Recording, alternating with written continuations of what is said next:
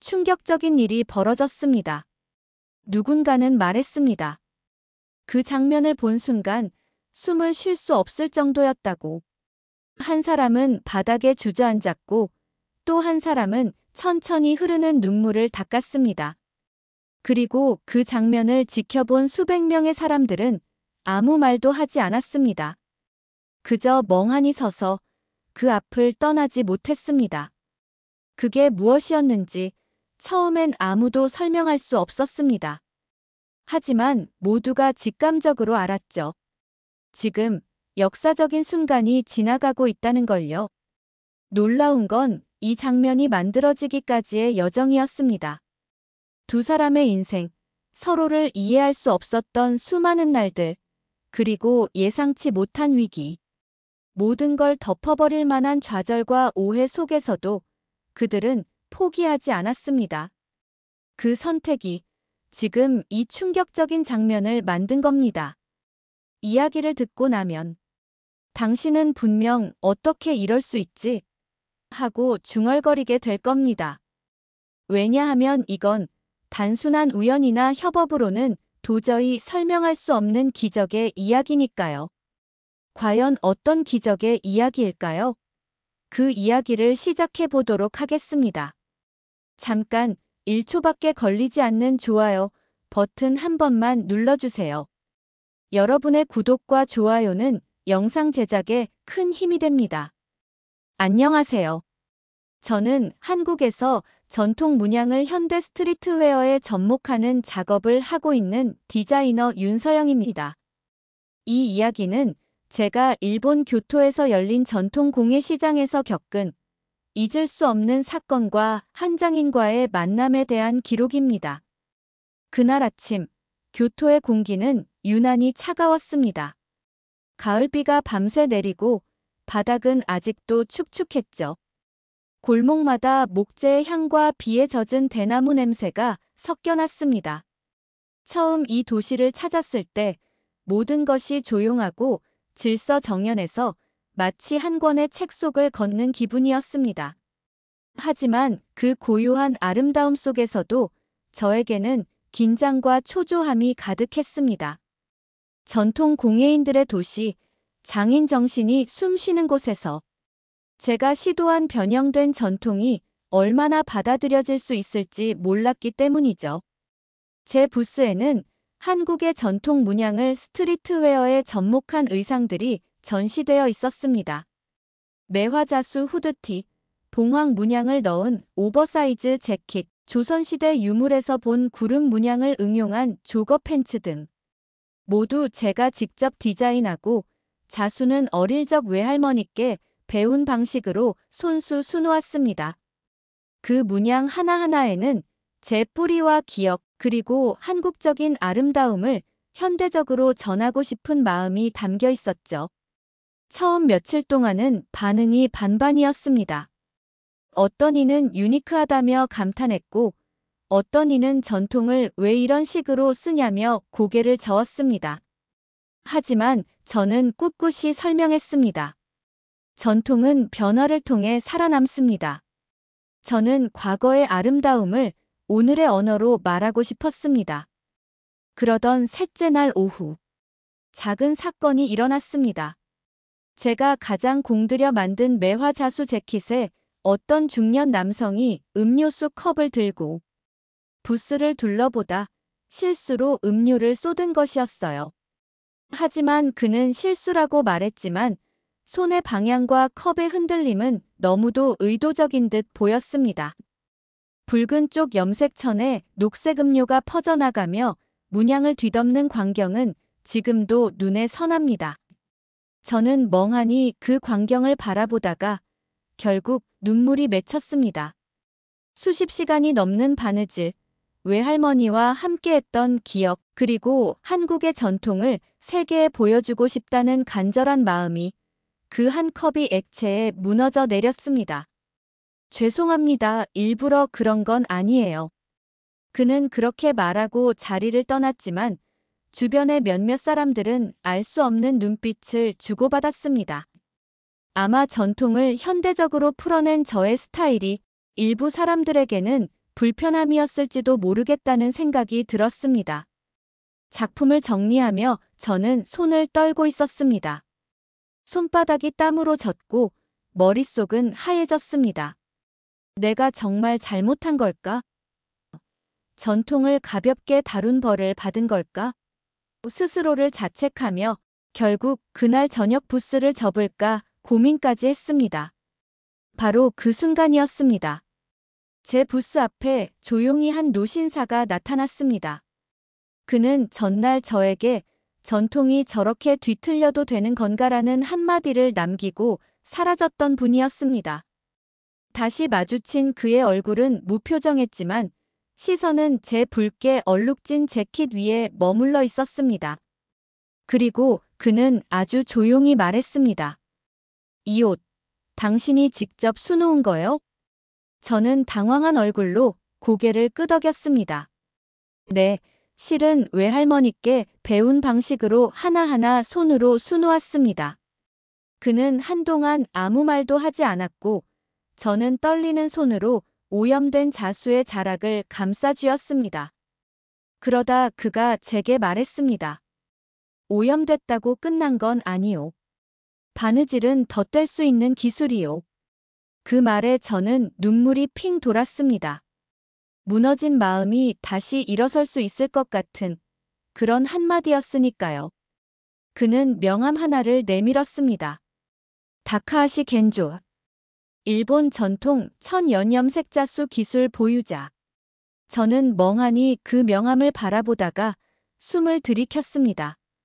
겐조 혹시 그가 그 전설적인 장인 겐조였을까? 세대가 지나도 전해 내려오는 염색 기법으로 한때 일본 장인계를 이끌었던 인물. 지금은 거의 은퇴한 것으로 알려졌지만 여전히 존경받는 거장. 그가 제 옆에 앉더니 말했습니다. 나는 평생을 전통에 바쳤소. 그래서 당신의 옷이 처음엔 낯설었소. 하지만 오늘 이 일을 보고 나니 알겠소. 당신도 전통을 가볍게 여긴 게 아니라 그 안에 숨을 불어넣으려 했던 거란 걸. 그의 말에 저는 고개를 숙인 채 다시 눈물을 훔쳤습니다. 그리고 조심스레 물었습니다. 혹시 제가 다시 그 옷을 완성할 수 있도록 도와주실 수 있나요? 그는 천천히 고개를 끄덕이며 아주 조용히 말했습니다. 내 마지막 작품을 당신과 함께 만들고 싶소. 그 순간 전통이라는 무게와 책임, 그리고 그것을 새롭게 만드는 길에서 만난 한 장인과의 연결이 시작되었습니다.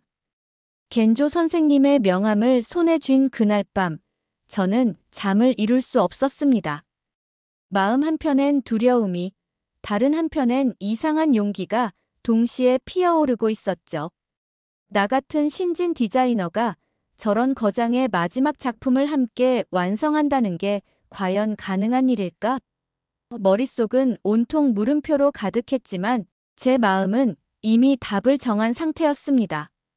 다음 날 아침, 겐조 선생님이 계신다는 교토 외곽의 작업실을 찾아갔습니다.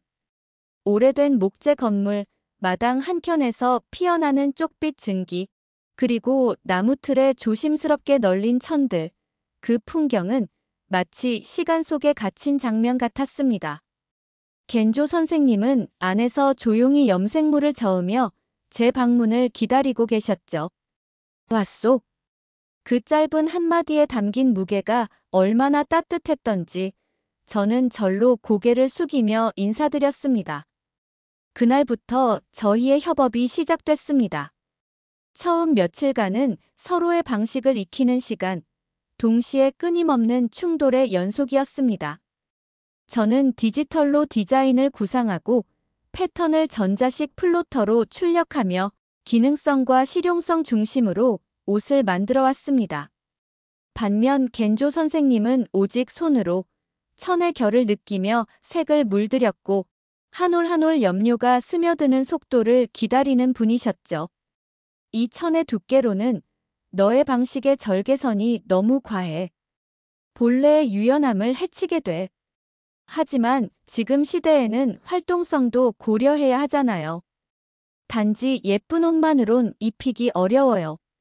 처음에는 조심스럽던 제 목소리도 점점 단호해졌습니다. 겐조 선생님 역시 고개를 저으며 여러 번 제 도안을 다시 그리셨습니다. 그렇게 서로의 철학이 부딪히고 또 이해해가는 과정은 매일이 작은 전쟁 같았죠. 그러던 중 작은 전환점이 찾아왔습니다. 겐조 선생님의 염색 기법 중 하나인 카스리 방식으로 천을 묶고 접어서 염색 패턴을 만드는 고난이도 기술을 제가 직접 배워보고 싶다고 요청드린 것입니다. 처음엔 반대하셨습니다. 그건 몇 년은 손에 익혀야 감을 알 수 있는 법이요. 그래도 해보고 싶어요. 제가 함께 하려면 선생님의 시간을 느껴야 하니까요. 그 말에 그는 잠시 침묵하더니 무언의 동이처럼 염색 틀을 꺼내 오셨습니다. 그날 저는 처음으로 천의 결을 귀로 느꼈습니다. 물이 들어가는 소리, 바람에 마르는 냄새, 그리고 손끝에 닿는 색의 농도. 모든 것이 언어 같았고 그 안에 겐조 선생님의 세월이 녹아 있었습니다. 며칠 뒤 저는 제 방식으로 겐조 선생님의 염색천을 사용해 새로운 패턴의 재킷을 만들었습니다. 매화 문양을 가슴 중앙에 배치하고 허리 부분엔 스트리트웨어 특유의 절개선을 넣었죠. 그리고 그 위엔 은은한 자수로 숨이라는 글자를 새겼습니다. 겐조 선생님은 말없이 재킷을 들여다보셨습니다. 그러곤 손끝으로 천을 어루만지며 낮은 목소리로 말씀하셨습니다. 전통이란 게 결국 사람을 담는 그릇이요. 당신은 전통을 담되 지금의 당신도 담았소. 그게 바로 숨이요. 그 말에 저는 눈시울이 붉어졌습니다. 처음부터 지금까지 제가 진심으로 원했던 것은 바로 그것이었습니다. 과거를 존중하면서도 제 감성과 현재를 외면하지 않는 옷. 그런 의미에서 이 협업은 단순한 작업이 아닌 제 정체성과의 화해였죠.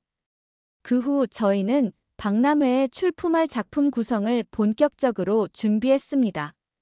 겐조 선생님의 도안, 저의 재단 방식, 한국의 자수 문양, 일본의 전통 염색. 그 모든 요소들이 한데 어우러져 완전히 새로운 형태의 아우터웨어로 탄생해갔습니다. 하지만 이 아름다운 여정에 그림자가 들이우는 데는 오래 걸리지 않았습니다. 어느 날 오후 겐조 선생님이 작업 중 갑자기 손을 놓고 주저앉았습니다. 그의 얼굴이 새하얗게 질리며 식은땀을 흘리고 있었고 숨이 거칠게 이어졌습니다. 선생님, 괜찮으세요? 대답 좀 해주세요. 저는 놀라 소리쳤고 작업실에 있던 일본 보조 스태프들이 급히 달려와 응급차를 불렀습니다. 구급차가 작업실을 떠나는 그 순간 저는 손에 물감이 묻은 채 멍하니 서 있을 수밖에 없었습니다. 그는 병원으로 이송됐고 진단 결과는 과로로 인한 일시적인 저혈압성 쇼크. 다행히 생명에는 지장이 없었지만 의사는 한동안 모든 작업을 중단해야 한다고 했습니다. 저는 병원 대기실에 혼자 남겨졌습니다. 그리고 처음으로 생각했습니다. 이제 이 작품을 혼자서 완성해야 하는 걸까? 불안과 무력감 속에서 제 손은 벌써 천을 꿰매고 있었습니다. 바늘은 떨리고 있었지만 그 떨림조차 멈출 수 없었습니다. 겐조 선생님과 함께한 시간, 그의 손끝에서 배운 숨결은 이제 제 안에 살아있었기 때문입니다. 그리고 저는 결심했습니다.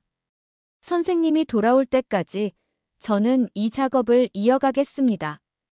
그분이 남긴 색과 제가 전하는 무늬로. 겐조 선생님이 병원으로 실려간 후 저는 한동안 작업실에 혼자 머물렀습니다. 작업대 위에 놓인 실과 바늘, 아직 절반도 채워지지 않은 스케치, 그리고 한켠에 조용히 걸려있는 미완성 재킷 한 벌이 있었죠. 조명이 따뜻했지만 마음속은 얼음처럼 차가웠습니다. 매일 아침 저는 겐조 선생님이 하던 방식 그대로 문을 열고 염색통에 물을 데우며 하루를 시작했습니다. 바깥 공기가 손끝에 닿을 때마다 생각했습니다. 선생님은 지금 병원 침대 위에서 무슨 생각을 하실까? 염색실의 구석에는 아직도 선생님이 마지막으로 쓰신 붓이 그대로 놓여 있었습니다. 저는 그 붓을 손에 쥐며 생각했습니다. 이 도안은 선생님의 마지막 꿈이자 내게는 첫 번째 진짜 장인의 걸음이야. 실패해도 물러서지 말자. 그렇게 다짐하며 작업에 돌입했지만 현실은 생각만큼 아름답지 않았습니다. 첫 번째 난관은 매염제의 농도 조절이었습니다. 겐조 선생님은 본인의 경험으로 정확히 색의 농도를 맞췄지만 저는 온도와 습도, 천의 두께, 시간 등을 모두 수치화해 기록하며 접근해야 했습니다. 하루 종일 계산기를 두드리고 수십 개의 테스트 천에 염색을 해봤지만 원하던 딥블루 색감은 나오지 않았죠. 농도가 너무 진하면 문양이 묻히고 너무 연하면 자수가 떠버렸습니다. 실패한 천들이 바닥에 쌓일수록 자존감도 함께 무너졌습니다. 며칠간 밤을 새우며 일하다가 어느 날엔 바늘을 들고 있다 손을 베었습니다. 피가 뚝뚝 떨어졌고 천 위에 선홍빛 얼룩이 남았습니다. 그 자국을 보며 저는 바늘을 놓고 멍하니 앉아 있었습니다. 이건 내 수준을 넘어선 일이야. 내가 왜 이걸 하겠다고 했을까? 그 순간 벽에 걸린 문장이 눈에 들어왔습니다. 전통은 과거를 지키는 것이 아니라 미래를 여는 열쇠다.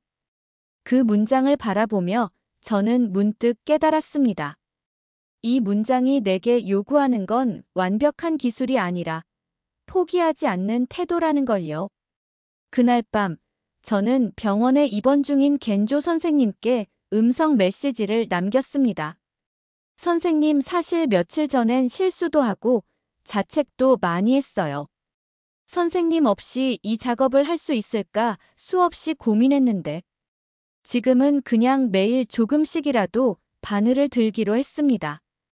오늘은 실수한 천을 주머니 디자인에 써봤어요. 이상하게 더 잘 어울리는 것 같아요. 다음 날 겐조 선생님에게서 짧은 문자 하나가 도착했습니다. 실패는 재봉의 시작일 뿐이요. 그 한 문장에 저는 울컥했고 다시 작업대에 앉았습니다. 천을 만지는 손은 여전히 서툴렀지만 이제는 떨리지 않았습니다. 저는 다시 실을 꿰고 바늘을 들어 자수를 놓기 시작했습니다. 이번엔 기존 문양에 작은 변형을 더했습니다. 매화가지 끝에 작은 새 한 마리를 수놓은 것이었습니다.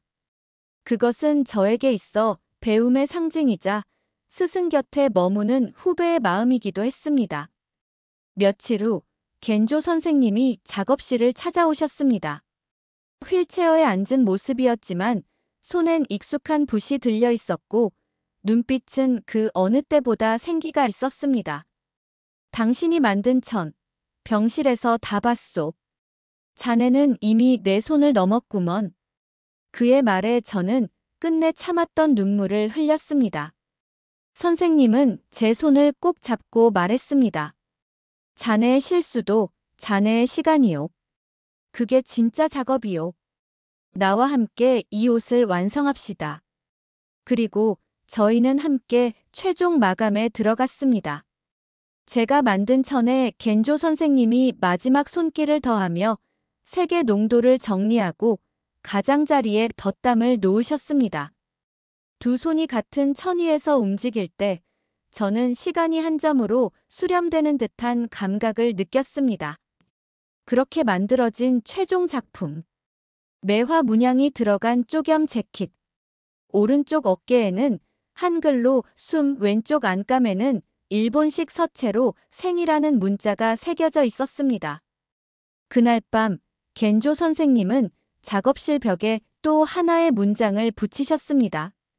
시간을 꿰맨 옷은 시대를 잇는 다리가 된다. 그리고 말하셨죠. 이 옷은 단지 나의 유작이 아니오. 자네의 시작점이요. 파리에서 잘 보여주고 오시오. 전시회를 앞둔 마지막 날 밤, 저는 작업실에서 천천히 눈을 감았습니다. 손끝에는 아직도 실의 온기가 남아 있었고, 마음엔 겐조 선생님과 나눈 모든 시간이 고스란히 담겨 있었습니다. 비행기가 파리 샤를드골 공항에 착륙할 때 저는 손끝이 저릴 만큼 떨렸습니다. 겐조 선생님은 제 옆자리에서 조용히 창밖을 보고 계셨죠. 그의 눈빛은 고요했지만 제게는 그 어떤 바다보다 깊어 보였습니다. 선생님, 긴장 안 되세요? 제가 조심스럽게 물었습니다. 그는 웃으며 짧게 대답하셨습니다. 이 나이에 무대 위에 다시 선다는 게 감사할 따름이요. 떨림보단 설렘이 더 크구먼. 저는 웃으며 고개를 끄덕였지만 제 마음은 복잡했습니다. 우리가 함께 만든 숨이라는 작품은 단지 옷 한 벌이 아니었습니다. 전통과 현대, 한국과 일본, 과거와 미래가 만난 결실. 그만큼 많은 시선이 우리를 주목할 것이고 작은 비판도 크게 와닿을 수 있다는 걸 알고 있었기 때문입니다. 박람회가 열리는 그랑 팔레는 고전적이며 압도적인 공간이었습니다. 유리돔 천장이 햇빛을 받아 내부를 은은하게 비추고 있었고 각국에서 모인 공예인들의 부스가 질서 있게 배치돼 있었습니다.